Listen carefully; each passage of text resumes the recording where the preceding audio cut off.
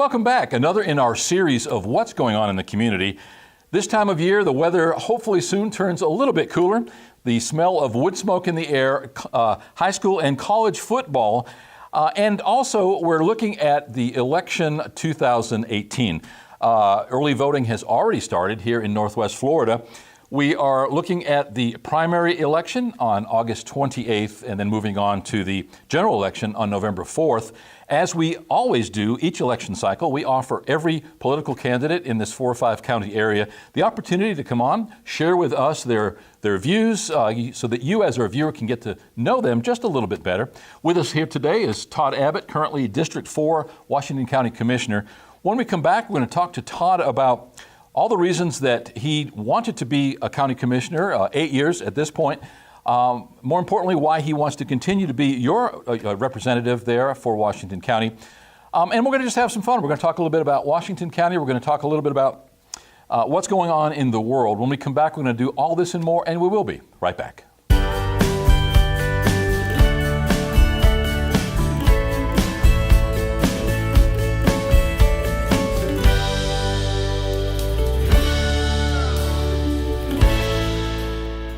Welcome back. As mentioned, our guest today is Todd Abbott, currently Washington County Commissioner, District 4.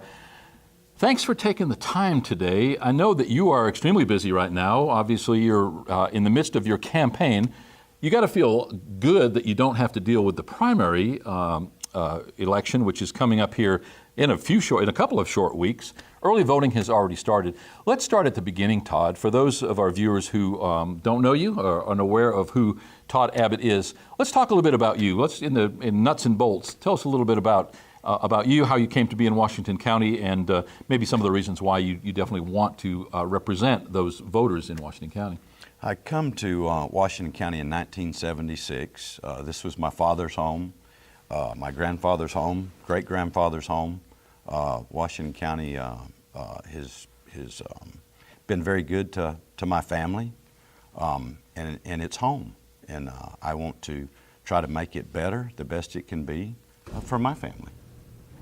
Now, you were actually born in California, is that I was. correct? My father was in the Navy, and he had us 4 kids, and at an early age, he brought us back to his home. Now, was that at the time he retired? No, he was just had the opportunity to come back home with careers. Okay.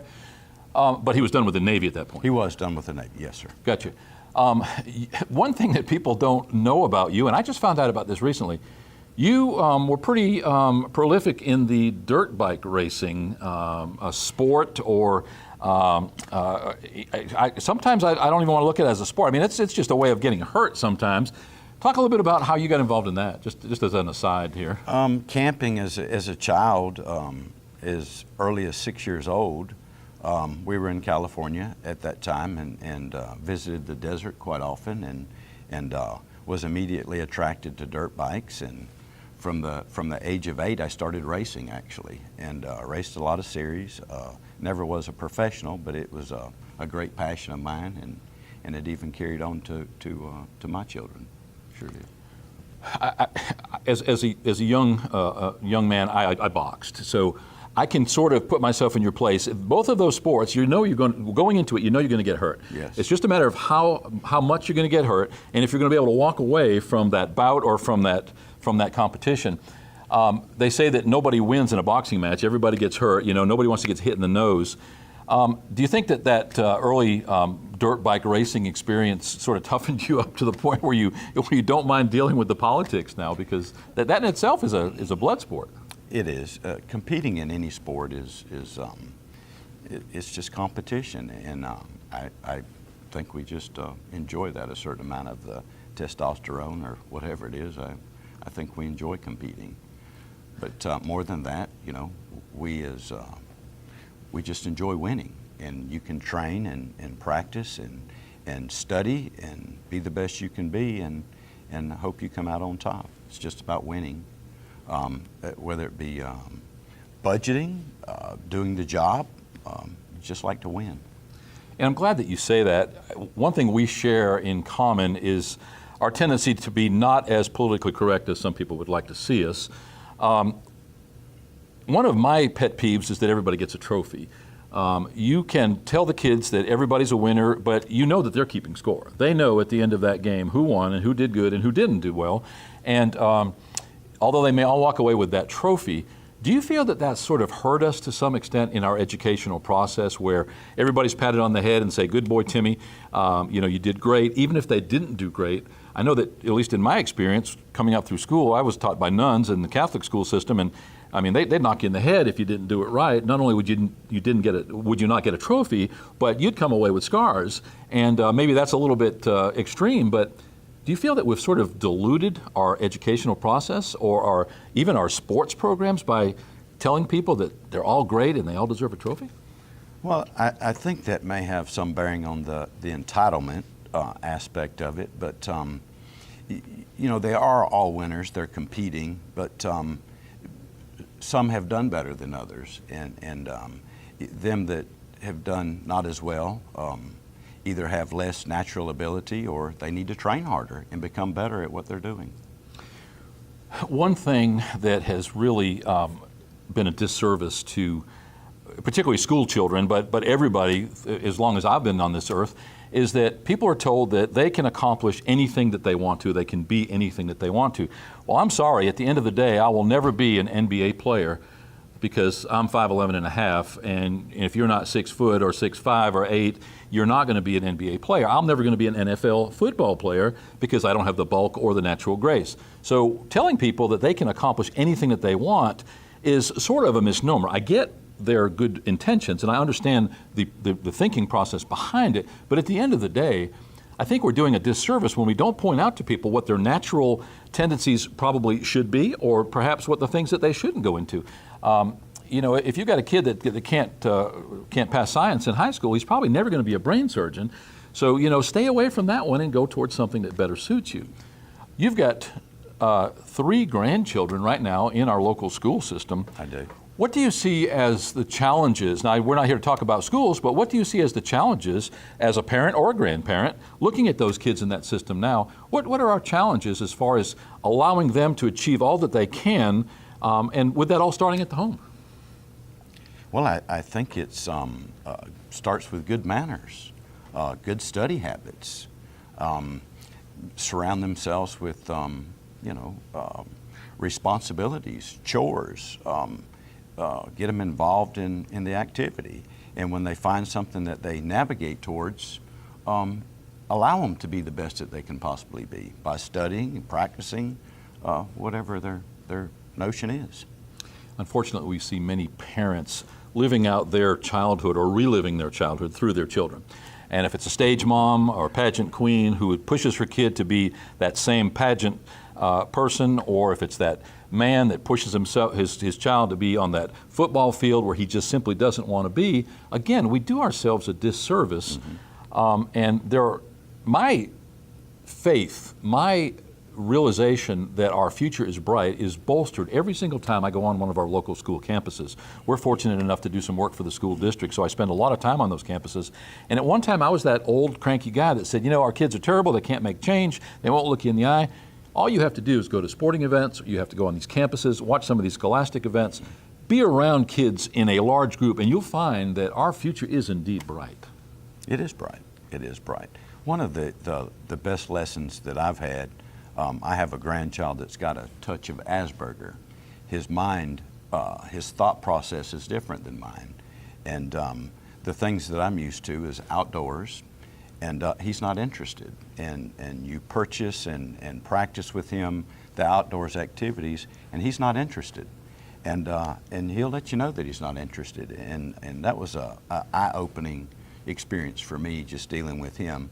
And you have to spend time with him in his world, whatever that may be, video games, typing, reading, and then he'll spend an hour with me at my game, so to speak.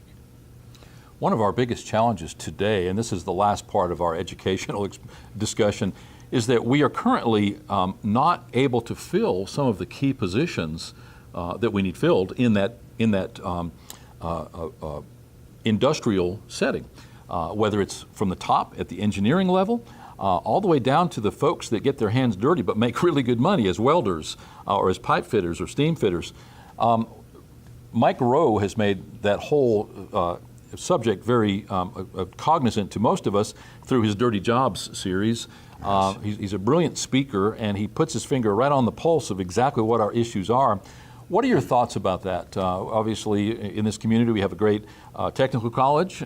We've got the opportunity for kids who don't want to go to college, can't afford to go to college, or simply have no business being in a four-year college, the ability to get a job within a year. What are your thoughts about that?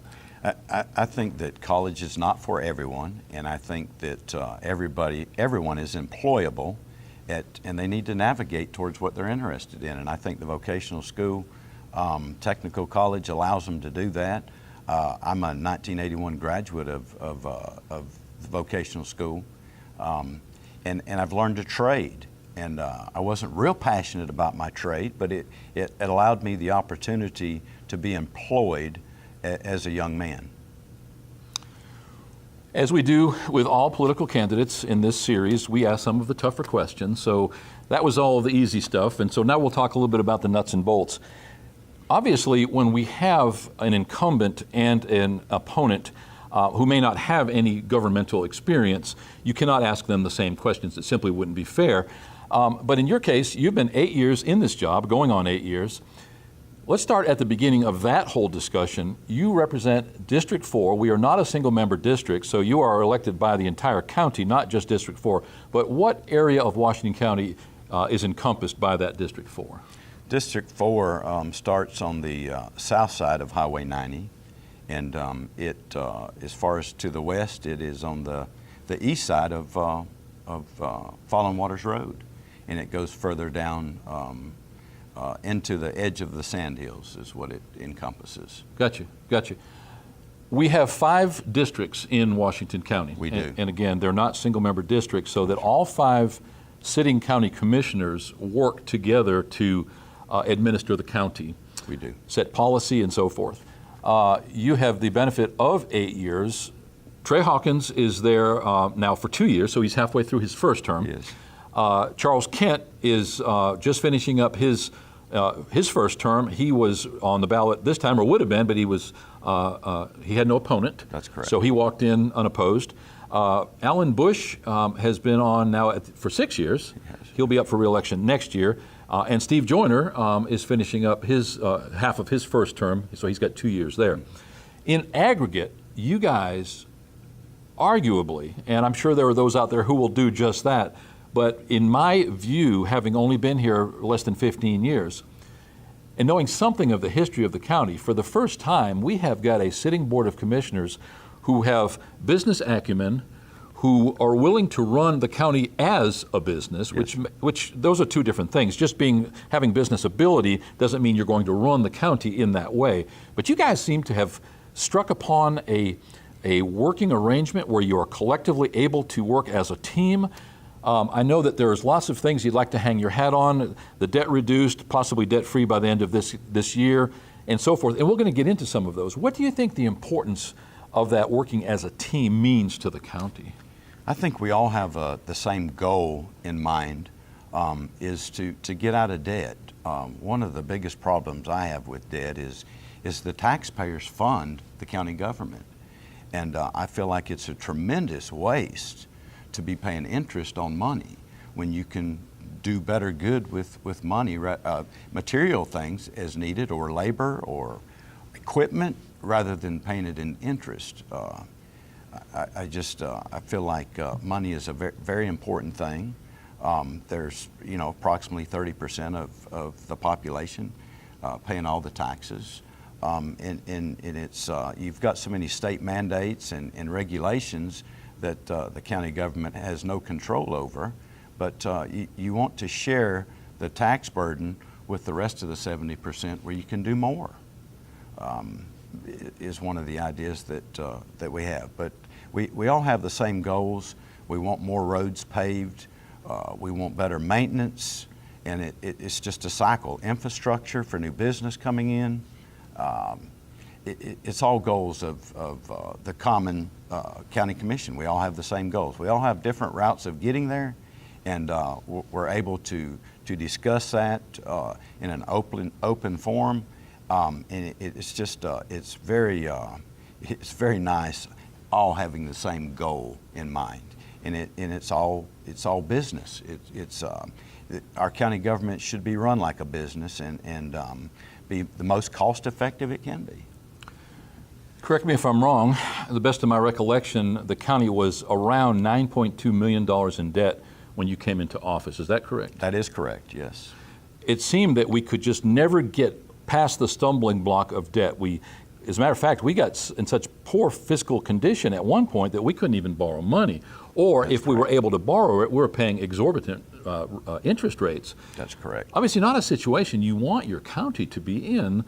Talk a little bit about the means that you guys implemented to rectify that situation.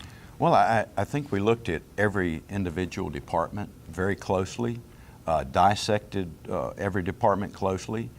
There were some areas that money was being spent and that we didn't feel comfortable with, and we made changes with that, and it freed up funds and allowed us to apply it towards debt.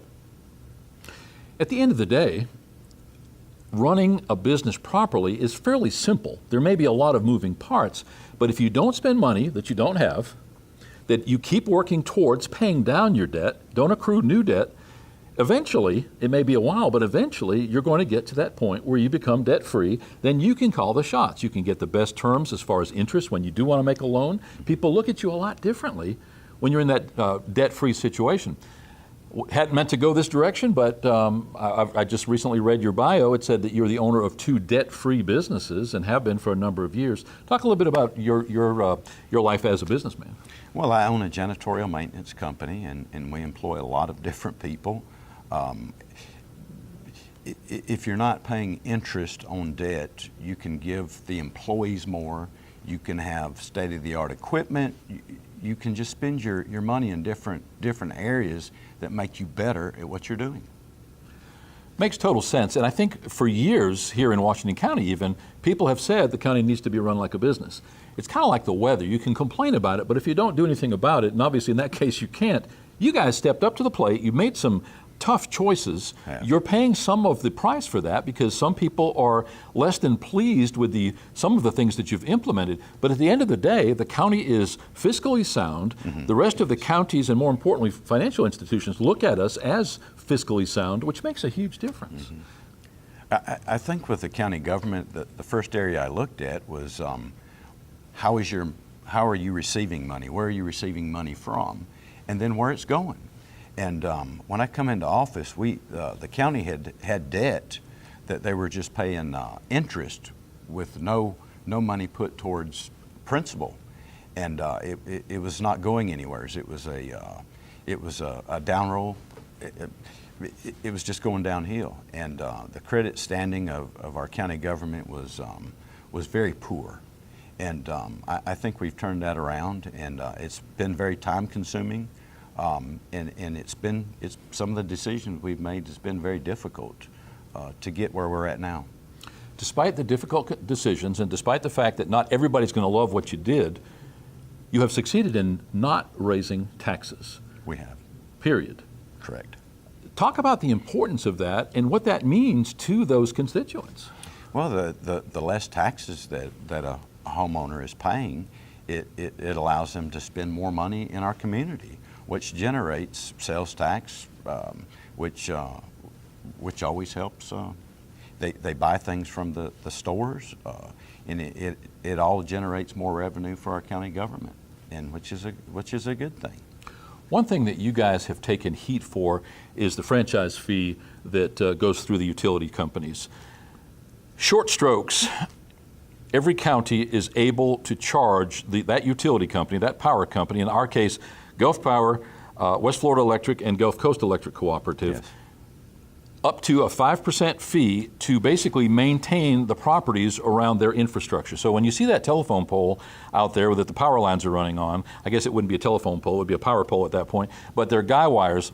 All of those things are impediments to maintenance of that right-of-way. So when your mowers come along, it takes them appreciably longer to mow a stretch if they have to go around these poles, around these wires. So I understand why that fee could be charged. You guys opted to do just that.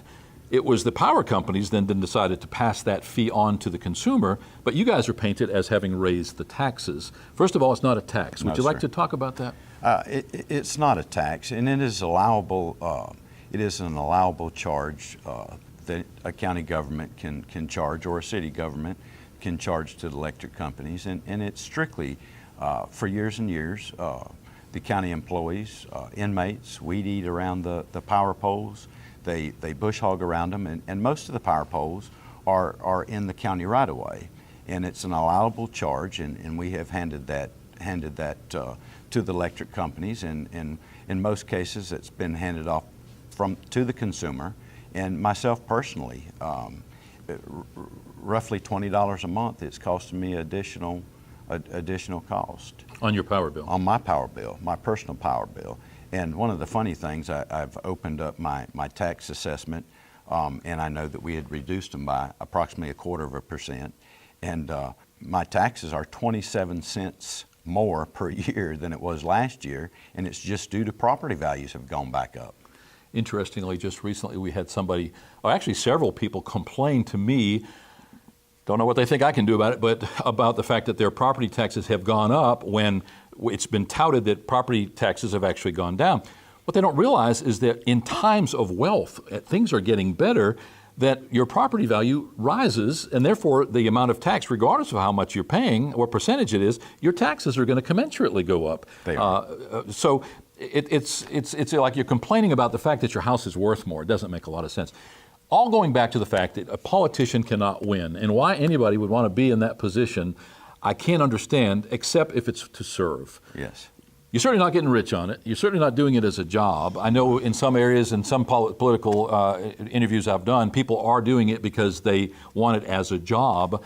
I defy anybody to live on that kind of a wage, but nonetheless, let's move on to the fact that you guys just recently acquired a piece of equipment which takes these milled asphalt roads, you drive it down there, it basically recycles that milled asphalt. It chews it up, it binds it back up, and then it lays it back down. So you're effectively resurfacing a road using most of what was already there, getting away from dirt roads, having a really nicely refurbished milled asphalt road, and all in a recycled fashion, so you're cutting down on the amount of milled asphalt you're having to buy, which is not cheap. Talk about what went into the process of buying that, and am I right on that case? You are right. When I come into office right at 8 years ago, our county government was paying $32 a ton for milled asphalt.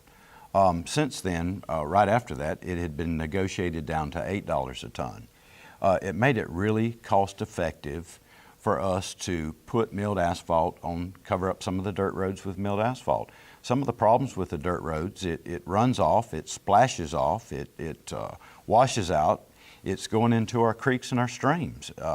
We was looking for an alternative way to cost effective to cover up the dirt roads, and we're doing that with milling.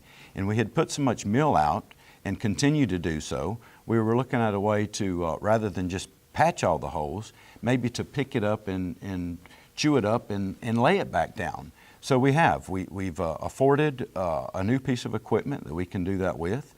We don't have all the bugs worked out. We don't have it down to a science. We are looking at even putting a sealer over it and then sand the sealer, which will bond it together better, and it'll hold the milled asphalt. For years and years and years, our county has been putting dirt out on dirt roads, and rightfully so, and just doing the same thing over and over again. And the county taxpayers spend approximately $2.5 million a year, every year, for the last 10 years actually, hauling dirt. And it's just, you're not getting ahead of the curve. And I was just looking for ways, our board was looking for ways to improve that situation. And I think we've done that. We're getting real low on dirt. Our dirt pits are coming to an end of the amount of dirt that we have to dig, and we're just looking for different options, and not digging up the world with dirt pits and the rules and regulations that comes with that. we just thought it would be better to use a harder material that won't run into the ditches and the streams, and that would be more secure and better to drive on. What never ceases to amaze me, and I was in this same boat. I used to live at Steelfield Fish Camp, which is 13 miles down that dirt Steelfield road.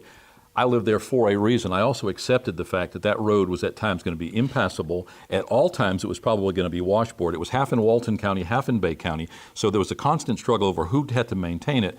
What constantly amazes me here in Washington County is that people want to get away from people. I'm of that ilk myself. So they go out there 5-10 miles down a dirt road, but then want to gripe about the fact that you're not maintaining that road to the level they feel is proper, and yet they don't want their taxes to go up all in the same breath. Mm-hmm. When we come back, I'd like to talk a little bit more about roads and some of the other issues that you face as county commissioner.